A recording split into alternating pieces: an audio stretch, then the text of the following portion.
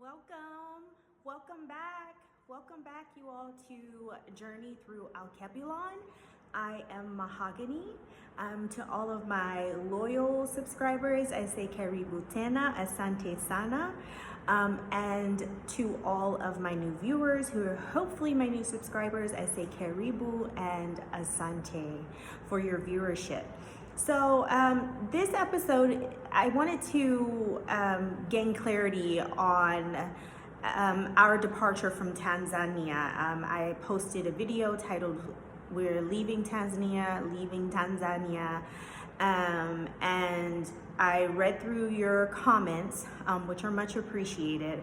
And some of you all had questions as to why we were departing, and some also recognized that there has been a lot of diasporans who repatriated back to Tanzania that have now departed Tanzania.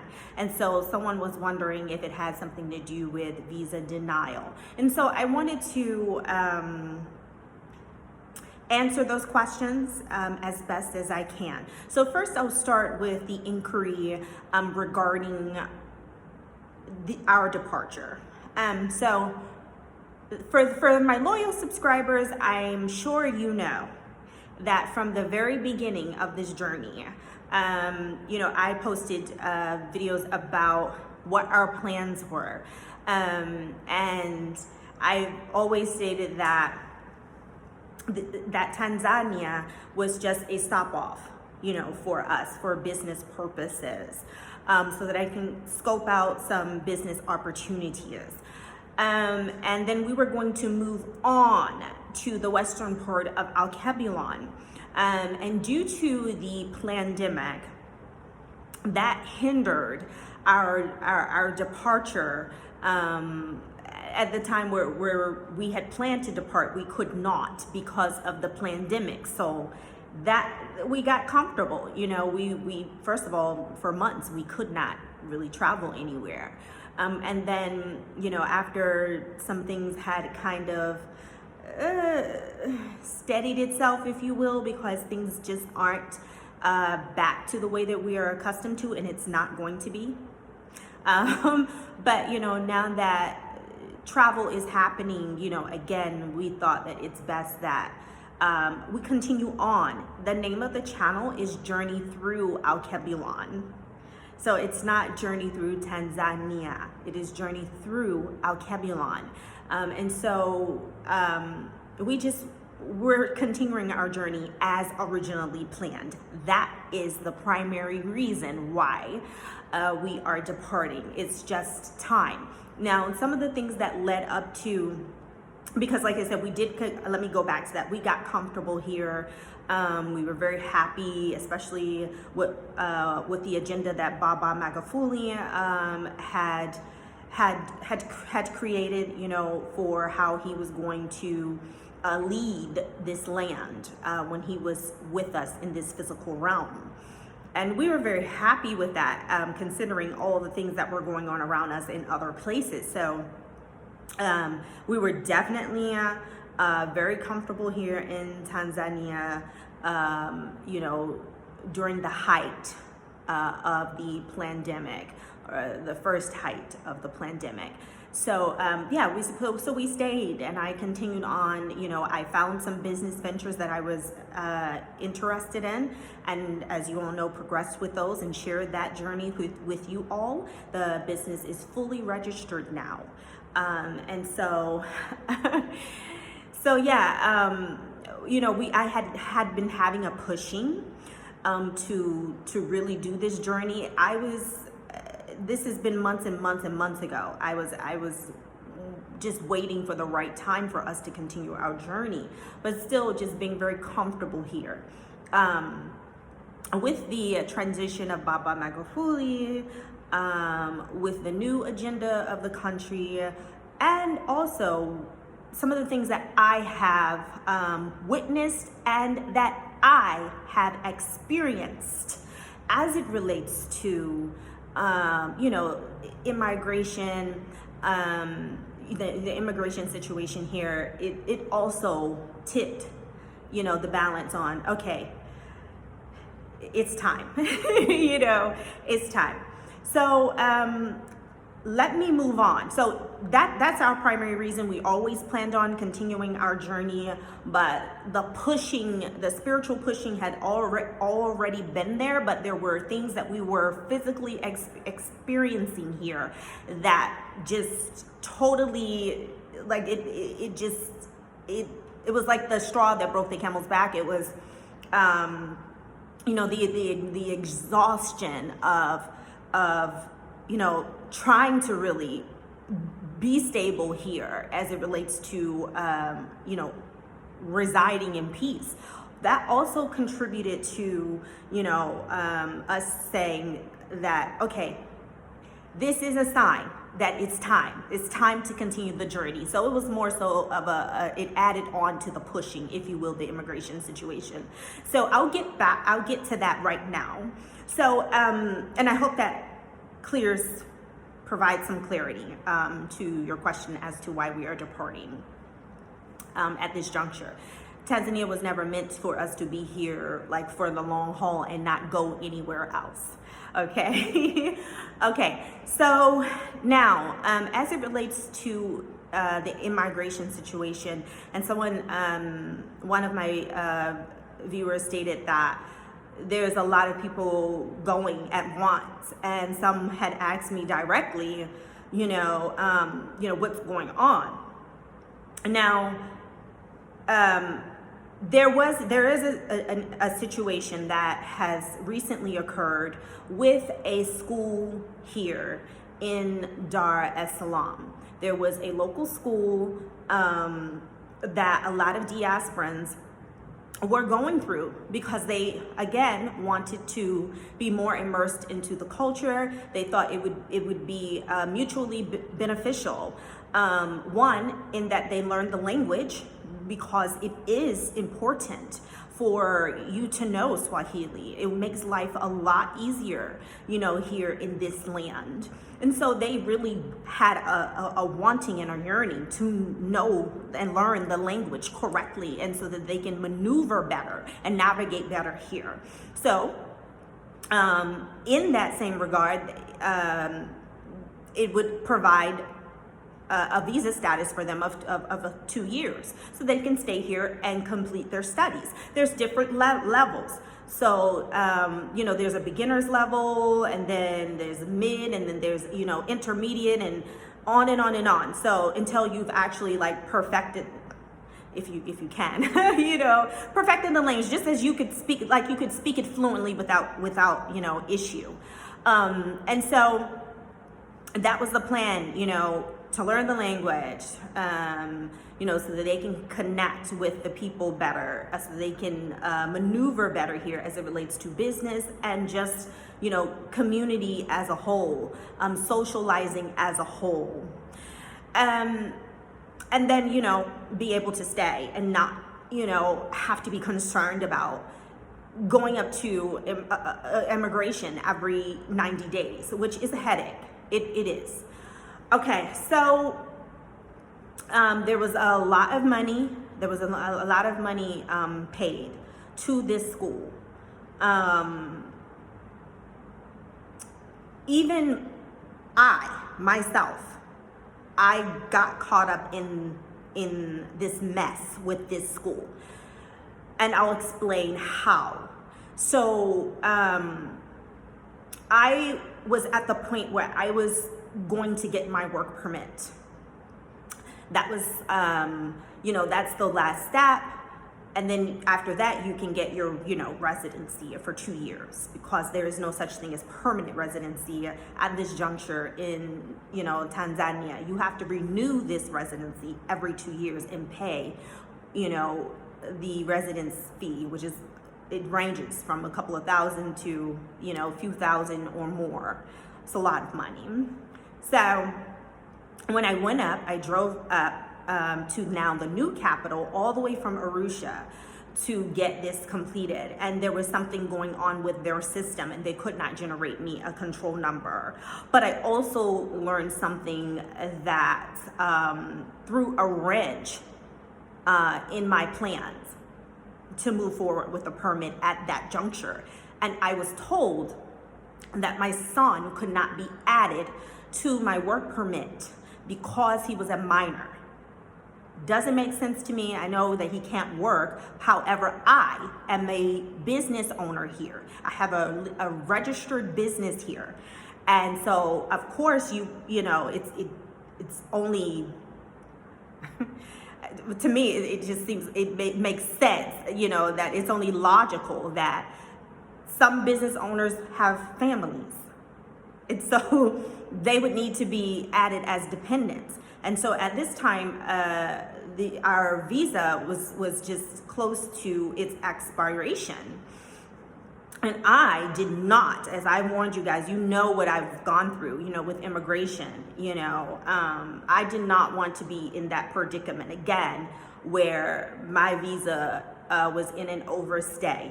I did not want to go through that again. And so I said, I have to act quickly. I have to make sure, you know, that my son has legal place here. And so, and in order for me to go that route, I thought it'd be best that we get a student visa, and then just so that he could be a dependent. And that's the route I went, just so that my son could have a student, you know, pass student visa, while I went on to get the work permit.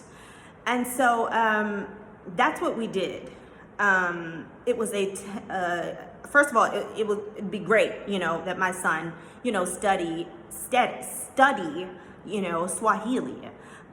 He has picked up quite a bit. His mind is very sharp, much sharper than mine. And, you know, he's picked up quite a bit. He does very well with the numbers. He can pretty much figure out a lot of things, you know, during conversations. But, you know, just really wanted to learn it in the way that he knows English. And also beneficial, you know, for me, but although I was going to go ahead and move forward with the work permit, and then after that, you know, get the residency. That was what I had planned to do. So we did that. We went that route, and we paid about 900 USD. And some weeks had gone, because I know that, you know, there's a certain time frame, a processing time frame. And then I would say once a few weeks went by, I inquired through the school's owner, who is also an instructor at the school, you know, what's going on with the visa, you know, and let me back up a bit. Prior to me finalizing any payments, I did ask the instructor, who is also the owner of the school, you know, I asked if we would be okay, because our expiration date was coming up pretty quickly. And he said, fine, it's not going to be a problem as long as we get the invoice, which is like the control number from immigration, to pay, you know, the fee to the government, what's due to the government. That everything would be fine as long as we had that receipt. And I said, okay, no problem. So I went ahead and took the control number to the local bank, one of the banks that's authorized to receive government payments, and I paid the fee to the government, kept the receipt. So as I stated before, some weeks had gone by, and there was like nothing. So I inquired, and I said, you know, what's going on with the visas? Oh, I don't know right now, but when I find out, I'll let you know. Here we are, over a month has gone by, nothing. Another month has gone by, nothing. Another month, nothing.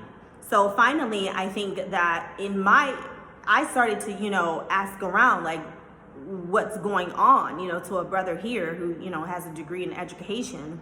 Do you know about this school? This is what's going on. And he had kind of given me some insight. Okay. And it made me concerned that there was an issue. And then I started to, talk to some other people that that I had referred, or, that had referred me, to inquire, hey, did you get yours? What's going on? And talks started to happen, and chatter started to go on, and things started to unfold, where we realized that there's an issue with this school. There's an issue. And so,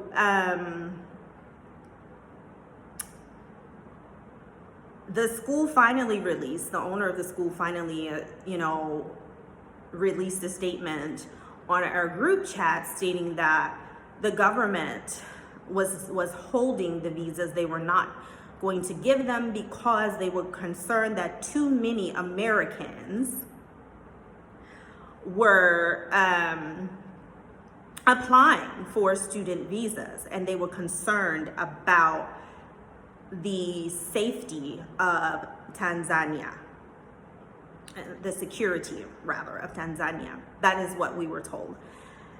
There's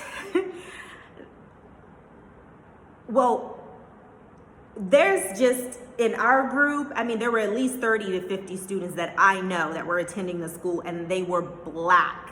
We were, we're considered that we're what we call now African Americans, okay, that were just attending the school. All of my classmates were so they, lack of a better term that people will understand, AAs, and same in all the other classes, because I knew people in those other classes as well. So essentially, Americans can easily be translated into Black Americans, applying to, get the student visa. And then the second thing was, it causing concern for the security of this nation. And that was extremely perplexing to me, because I'm like, what is that based off of? I could see if it was based off of, concrete evidence that we have come here and compromised the security in some way, whether it be now or whether it be in the past, because this is not the first repatriation movement. Others have come before us, other elders, and they're still here, under different leaders. And so I'm like, I could see if they had something to base it off of, from those other previous repatriation movements up until now, and including this one. But to my recollection, there was no further evidence provided as to why, our desire to learn Swahili and apply rightfully for a student visa / pass would cause concern, and a security concern at that. So it was very hurtful, very perplexing. Again, this is coming from the school's owner, okay? So,